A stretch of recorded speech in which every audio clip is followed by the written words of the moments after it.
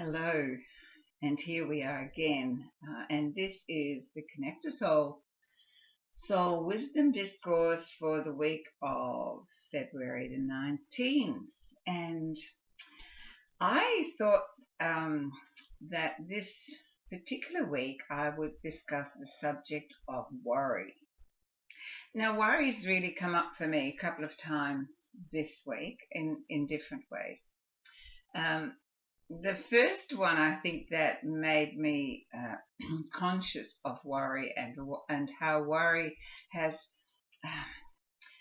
it really become such an ingrained, that's the word, an ingrained part of our psyche through conditioning. And I just, everywhere I look, I see the damage that worry actually does. And I have yet to find ever any situation or circumstance where worry has actually been of benefit. And because I don't participate with anything that isn't of benefit of some sort, worry has been eliminated out of my life for some time.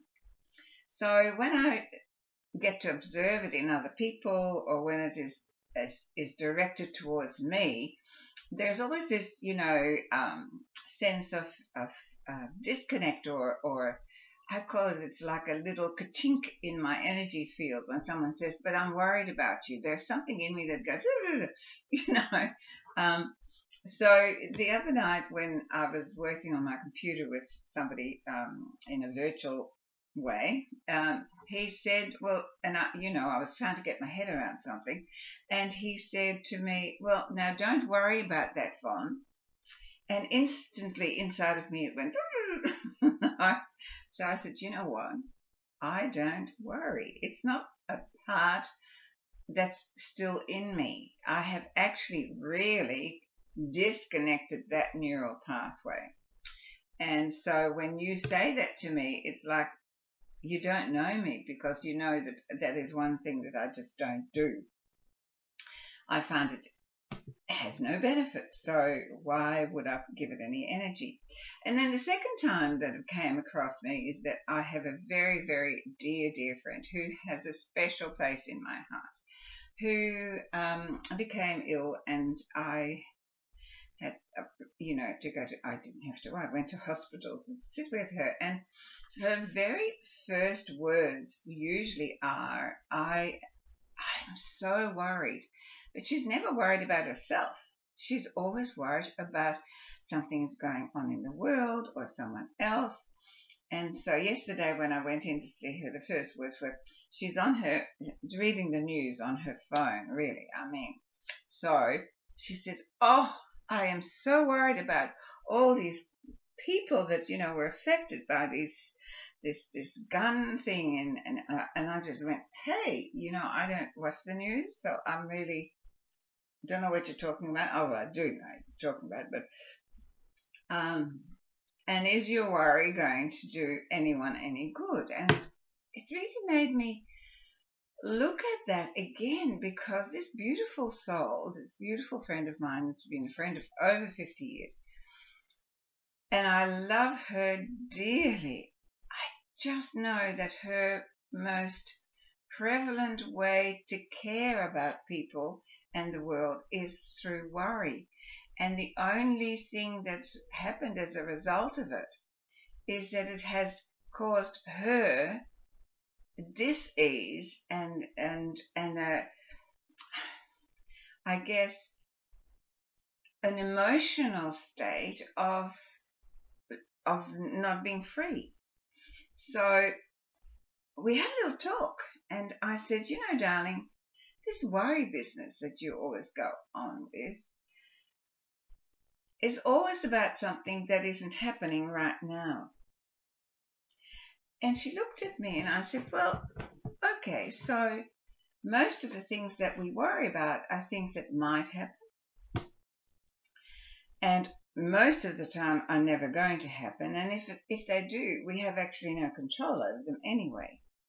So the emotion of worry, which causes us to feel bad, or sad or anxious or in fear are not really supporting anything. And she goes, yes, but I can't help it. And I went, okay, well, maybe I'll just sit with you for a minute. And how about you bring all of your thinking just to this moment where you and I are sitting and having a lovely conversation, appreciating our long, long, wonderful friendship. And in this moment, is there anything for you to be concerned about? Is any of what you're worried about happening right here in this very moment with you and I in it? And she said, she closed her eyes and she thought about it and she went, no. And I said, so any time that you think that you're going to get worried, bring all your thoughts back to this one moment. Because I have said so many times, we experience our life in the tiny little segments of now. Another one gone, another one gone, another one gone. And it's so simple. If we can just bring all of our thinking and all of our observing and all of our participating to the now and leave the past behind and the future in front, we get to experience the whole of this moment.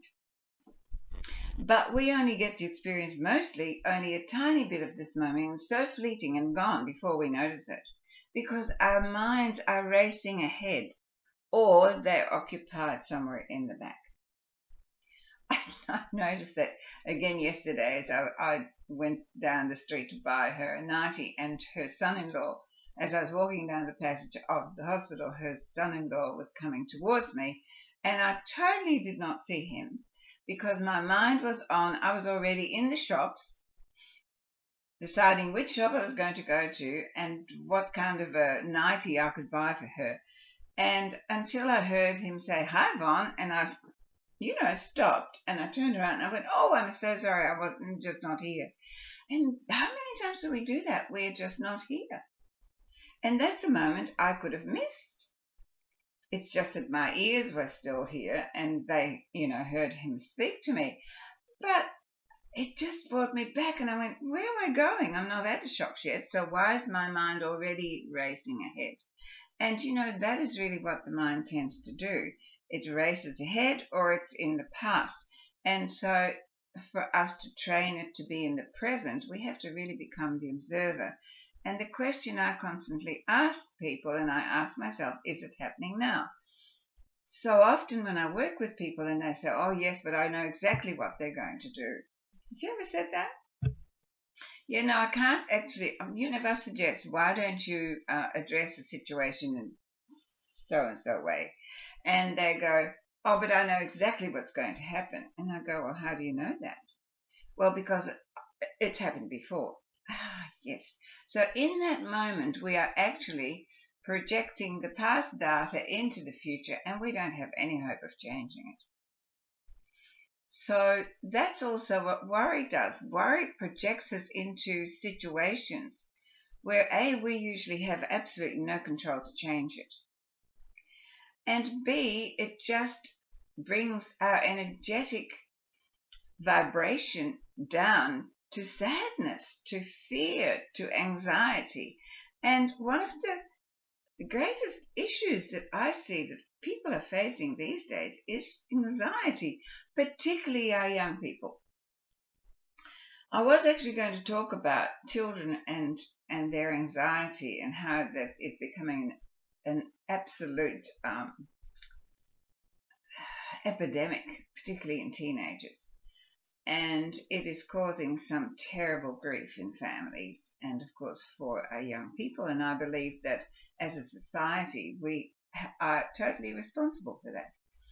So how does that connect to the worry? I do think that quite a lot of the anxiety that our young people are facing are because of all the media that they see. And of course, the media only tells you the bad stuff. So they see a lot of bad stuff before they're even 10 years old. Well, I saw a lot of bad stuff before I was 10 years old in reality, but not virtually. And so why on earth have we fought to have a world of peace? Because in Australia, that's what we live, in, a world of peace and this is an amazing place to be. And yet we must go into this media chaos, and we have to bring war and aggression into our living room. And our children see that. Why? I have never allowed any of it into my living room because I lived it. And if you've lived it once, you never want to bring it into your life again. And because you haven't lived it, you think that it's okay, but it's not. And I do believe that as parents, we have overprotected our children. What I mean by that is, of course, every parent wants the best for their children. And they want to save them from the pain that they had, and as a parent that I had as a child. I wanted to save my children. I wanted to protect my children. But from a very early age of my first child, I made a decision, and I don't know where it came from, but I made a decision, and I sat with myself and I thought, what would happen to him if I wasn't here tomorrow? Because having been through war zones, and who knows, life is not a given, it's a gift. Oh, I like that. It's not a given, it's a gift. Please take that home with you. And that's how I see it. But I used to think, well, what would happen to him if I wasn't here? And therefore my first responsibility was not to protect him, but my first responsibility was to make him as resilient and independent and capable and trusting in his own well-being and his own capabilities as I possibly could. Now that meant that I didn't do stuff for him all the time. What it did mean was that he knew that I was always there in the background to support him, and if he couldn't do it, then I would certainly guide him through it. But I didn't, I wasn't hovering, and I did that with all three of my children, and they are the most independent, capable adults I've ever seen in my life. And it is so important, I think, that we do too much for our children. We don't expect enough of them. We don't ask them to participate in the home, to be part of a family that needs to take care of each other. We're always doing for them, and they just hold out their hand. And often we put it in. But as adults, how are they then going to cope? And so I do believe that we need to have a good look at our parenting skills, and we need to have a good look at our society, and we need to have a good look at what we actually allow into our living room, and that we feed into the so innocent, empty subconscious of our children when we bring them into the world. And if you have been conditioned to love through worrying, I really encourage you to bring your thinking to them now and to drop worrying, because it is such a fear-based energy and nothing good can come from it. So my answer to how to not worry is to trust. And how do you trust? I talk often about my children because they're very important to me, obviously. But my daughter lives in Kuala Lumpur, and at a very early age, or at the age of 17, it became very obvious to me that, while she was living here, she was in a very self-destructive kind of situation with her peers and, typical teenage stuff. But somehow my intuition was telling me that she needed to go to Malaysia because her father is Malaysian, and so we had quite a close connection to that country. And I thought, why would she need to go there? But I was at a stage of my journey where I trusted my intuition. So I sent her over there. And I won't go through the whole story, but she thrived when she was there. When she was here, she would not. And for me to send one of my children out of the nest so early, because I felt that was early, because today actually is the 17th birthday of my granddaughter, and I look at her and I go, well, I'm so glad she's still here with us. But at that stage, I put my daughter on a plane and off she went. Now, she has made an extraordinary life for herself over there because it was where she was meant to be. How did I deal with that? Did I worry? That's what I'm coming at. Did I worry? Would it have done me any good to go to bed every night and worry about her well-being? No, I didn't. But what I did do was every night I would tune into her higher self, her spark of consciousness that was the life force within her, and I would say, I trust the process of her life in your hands. Because as a life force, you created this physical body and this physical persona for your purpose. So now take care of it while I can't. And that is how I dealt with it, rather than sitting and wringing my hands, because I do believe and I do know for a fact for me that I create my own reality. So if I worried about her not being well, then I was creating that in my mind. And so therefore I was doing everything not to do that. And today I know that to eliminate worry from your life, I really offer you two options. And the first I said is trust. And it is trusting in the process of another person's life force, trusting in yourself, and teaching the children to trust in themselves, to have faith in their strength and their ability to cope with life. So that's the trust issue. And then it is bringing your thoughts back, because every worry is a story that you run in your head that might happen.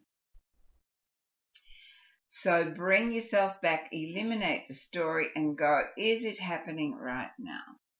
And whilst I am worrying about what might happen, what am I missing in this moment, in the now? So trust and being present, I feel for me, are how I eliminated worry out of my life. If I can't do anything about it, there is absolutely no point worrying. So really that was the topic that I absolutely had to discuss this week. So I hope that's going to give you some ideas of thought and some time to sit and go, how much of my life do I actually focus on worry, and how much energy do I give to that, and what has it ever done of good? So then before I finish today, I did pick a card and asked, the powers that I work with to give me something extra. And I, when I say to you be present, I mean, you need to be grounded. You need to be here.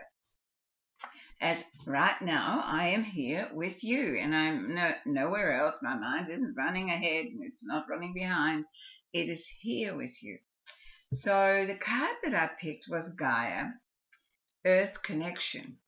How amazing. It's just perfect. Now let me see if I can get it somehow that it doesn't reflect. There you go. And Earth Connection, and it says, be mindful of the planet, come back to Earth, stay grounded. Well, absolutely perfect for what we needed. So I decided I'd just pick up the book and see what it actually said. And it says here, you are blessed to receive the Great Mother card today, because it shows that the Earth itself, through the image of Gaia, is protecting your path. You are a strong, focused, and loving individual. Stay grounded and don't allow your imagination, ego, or fears to run away with you, because that's what worry is. It's your imagination, ego, and fears running away with you. Ensure your choices are for the highest good. Gaia is also bringing her motherly love to you and encircling you in a cocoon of peace. If you have had troubles with worry in your life, or you're feeling disconnected, bring that back to the present time. Gaia helps revitalize the connection to you, and it brings healing where it is possible. So, how wonderful is that? We need to be grounded and we need to be present. And if we are present and we just look at the world as it is today, then in this moment we are always able to cope now. We just spend too much time in our mind creating stories of what if, and it's always a what if that goes down. Why not change it and go, if you have to do what if, so why not what if beautiful things are going to happen? So I'm going to say to you, what if we have the choice to have a fantastic week? And that's the choice I'm making for you. It's up to you whether you want to do it, but I'm certainly making it for me. So that is my tale for you and my soul wisdom for you for the week of February the 19th. Now, don't forget that below you will find all the links to my work, to my book, to my courses, to the retreats, and my emails. So if you want to contact me, you want to have some personal coaching, if worry is one of the things that has really interfered with you having a wonderful life, contact me and let's talk about it. We can Skype, we can have a personal session, and let me show you how to let worry be something of the past. Have a wonderful week, worryless, and be so kind to you. Namaste.